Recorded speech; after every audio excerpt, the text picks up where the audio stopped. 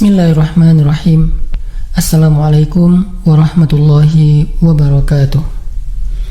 Allah subhanahu wa ta'ala berfirman, A'udzu billahi minasyaitonir rajim.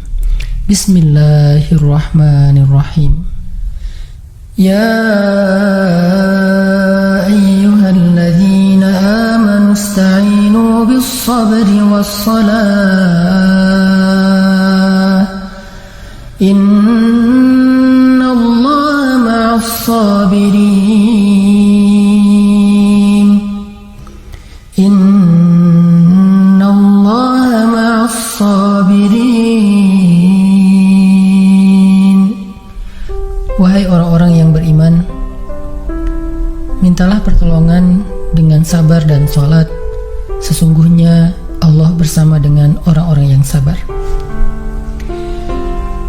Kita sering mendengar ayat ini disampaikan oleh para ulama, para da'i, para ustadz, tentang bahwa salah satu di antara cara menjemput pertolongan Allah subhanahu wa ta'ala itu adalah dengan melakukan ibadah sholat. Pertanyaannya adalah, sholat yang seperti apakah yang bisa menjemput pertolongan Allah dalam kehidupan kita pada saat kita sedang mengalami ujian yang berat? Banyak orang yang bilang, saya sholat tapi kok hidup saya gini-gini aja. Banyak orang yang bilang, saya udah sholat tetapi kok doa saya belum diijabah. Saya udah sholat tapi kok masalah saya masih belum selesai. Saya udah sholat tetapi kok musibah saya terus beruntun, tidak pernah berhenti. Saya udah sholat tapi kok musibah terus terjadi dalam hidup saya. Sehingga teman-teman yang dirahmati Allah, kita perlu belajar sholat yang seperti apa yang bisa menjemput pertolongan Allah subhanahu wa ta'ala secara ajaib. Mari kita renungkan sebuah kisah yang pernah disampaikan oleh sahabat Anas bin Malik radhiyallahu an, bahwa dahulu di masa Nabi ada seorang laki-laki di kota Madinah yang melakukan perjalanan antara Syam ke Madinah untuk berdagang. Di tengah perjalanan, laki-laki ini dirampok oleh para perampok.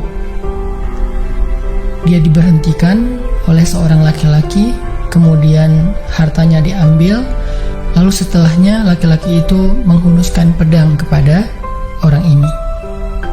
Pedagang ini mengatakan, wahai fulan, jika engkau menginginkan hartaku, ambillah, tapi biarkanlah aku melanjutkan perjalanan. Perampok itu mengatakan, adapun harta itu sudah menjadi milikku. Sekarang aku menginginkanmu, aku ingin membunuhmu. Merasa tidak punya pilihan, akhirnya pedagang ini mengatakan, wahai fulan, jika engkau ingin menyakitiku, membunuhku, maka lakukanlah. Tetapi sebelumnya, berilah aku kesempatan untuk melaksanakan sholat 2 rakaat. Lalu perampok ini mengatakan, ya sudah, kalau begitu, sholatlah, aku akan berikan engkau waktu sebentar.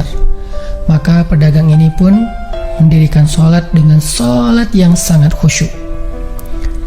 Di dalam sholat, laki-laki ini setelah membaca Al-Fatihah, dia membaca sebuah ayat di dalam surat An-Naml ayat 62. Apa ayatnya? Dia membaca kalimat, Amman yujibul muttarra idza da'ah. Amman yujibul muttarra idza da'ah wa yakshifus su'a wa yaj'alukum khulafa'al ard. A ilahum ma'allah. Ilahum ma'allah qalilan ma tadhakkarun. Bukankah dialah Allah yang memperkenankan doa orang yang dalam kesulitan apabila dia berdoa kepadanya, dan menghilangkan kesusahan dan menjadikan kalian sebagai khalifah di muka bumi? Apakah di samping Allah ada Tuhan lain yang patut disembah atau dimintai pertolongan? Sedikit sekali dari nikmat Allah yang kalian ingat. Shadaqallahul azim. Teman-teman yang dirahmati Allah Subhanahu wa taala, inilah ayat yang dibaca oleh pedagang tadi ketika dia sholat 2 rakaat. Dia membaca kalimat ini dengan penuh penghayatan dan perenungan. Dia mentadabburi ayat ini. Amman yujibul muttarra idza da'ah wa yakshifus su'. Bukankah dialah Allah yang memperkenankan doa orang-orang yang dalam kesulitan dan menghilangkan kesusahan? Dia menghayati ayat ini. Dia mentadabburi ayat ini. Sehingga muncullah rasa yakin di hatinya bahwa harapannya saat ini satu-satunya adalah Allah yang yujibul muttar. Dia dalam kondisi muttar, dalam kondisi kesulitan, dalam kondisi terancam. Muttar itu bisa bermakna terancam, kesulitan, kesusahan, dan berbagai macam makna dari ketidakberdayaan. Siapa yang yujibul muttar? Siapa yang akan memperkenankan doa orang yang tidak berdaya selain Allah? Wa yakshifus su', dan menghilangkan kesusahannya selain Allah. Maka mulai muncullah rasa yakin di dalam hati laki-laki ini setelah membaca ayat tersebut. Setelah selesai dia lakukan sholat, kemudian dia mengangkat kedua tangannya. Dia berdoa kepada Allah dengan menyebut nama-nama Allah yang mulia. Ya Rabbi, wahai Tuhan yang maha pengasih, wahai Tuhan yang maha penyayang, wahai Tuhan yang memiliki arasy yang mulia, wahai Tuhan yang menampakkan makhluk, wahai Tuhan yang maha mengembalikan, wahai Tuhan yang maha melaksanakan apa yang Dia kehendaki. Aku mohon dengan cahayamu yang memenuhi sudut-sudut arasy-Mu. Hamba mohon kepadamu dengan kekuasaanmu yang menguasai makhluk-Mu, dan dengan rahmat-Mu yang meliputi segala sesuatu. Tidak ada Tuhan yang berhak disembah selain Engkau, ya Allah. Wahai Tuhan yang maha penolong, tolonglah aku. Laki-laki ini berdoa meminta kepada Allah dengan menyebut kebesaran Allah di arasy, menyebut cahaya-cahaya yang dimiliki oleh Allah yang meliputi arasy-Nya yang mulia. Tiba-tiba setelah selesai berdoa, muncullah seorang laki-laki dengan pakaian hijau bercahaya. Dia mengendarai seekor kuda berwarna abu. Dia mengeluarkan pedang.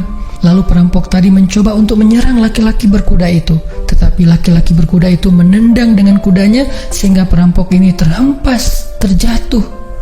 Kemudian laki-laki tersebut membunuh perampok itu seketika.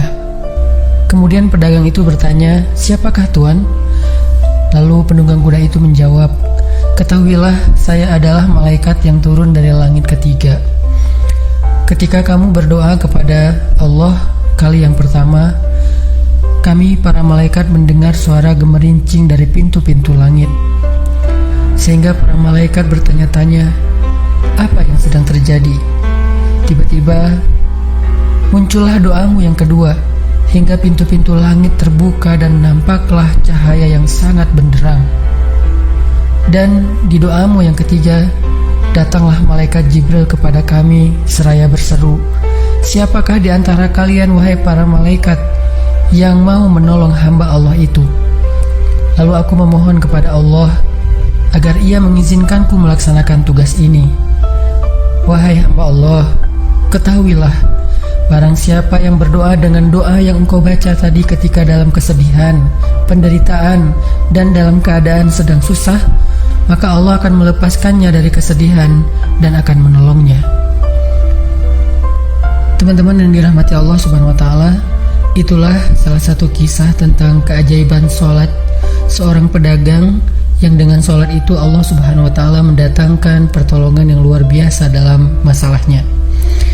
Pertanyaannya adalah, apa rahasia sholat pedagang itu sehingga Allah mendatangkan malaikat khusus yang menunggang kuda berwarna abu, lalu malaikat ini membunuh perampok yang ingin mencelakai pedagang itu? Salah satu rahasia dari sholat pedagang itu, kata para ulama, adalah dia melakukan ibadah sholat dengan ihsan, seperti yang dikatakan Nabi tentang bab ihsan, an ta'budallah ka'annaka tarah fa in lam takun tarah fa innahu yarak. Ketika engkau beribadah kepada Allah, seolah-olah engkau melihat Allah. Jika engkau tidak bisa melihat Allah, maka yakinlah Allah melihatmu. Di sini Nabi mengajarkan kepada kita tentang sholat yang terkoneksi langsung dengan Allah Subhanahu wa taala. terkoneksi dalam yakin dan iman sampai seolah-olah kita melihat Allah. Artinya ketika kita bisa sholat seolah-olah kita melihat Allah, lalu dengan kondisi seperti itu kita meminta pertolongan Allah dengan penuh keyakinan, itulah sholat yang mendatangkan pertolongan Allah. Atau kalau kita nggak bisa membayangkan bahwa kita melihat Allah karena itu memang sulit, maka yakinlah Allah melihat kita dan itu pasti. Artinya bahwa Allah itu pasti mendengar kita, melihat kita, dan sedang menunggu apa yang kita butuhkan. Maka orang yang bisa melakukan sholat dalam keadaan benar-benar seperti sedang bertemu dengan Allah, lalu dia meminta pertolongan Allah Subhanahu wa Ta'ala seperti pedagang tadi, maka sholatnya itulah yang disebut di dalam Al-Quran wasta'inu bis sabri was sholah, sholat yang bisa mendatangkan pertolongan Allah Subhanahu wa Ta'ala. Semakin sering kita melakukan sholat dengan ihsan, benar-benar seperti bertemu dengan Allah Subhanahu wa Ta'ala. Kalau kita nggak bisa ngerasain bagaimana cara menghayati kita melihat Allah, yakinlah Allah melihat kita. Dan kalau kita bisa mendawamkan ini dalam sholat 5 waktu dan dalam sholat-sholat sunnah kita yang lain, terutama sholat tahajud, maka insya Allah sholat kita sudah menjadi jalan keajaiban dalam kehidupan kita.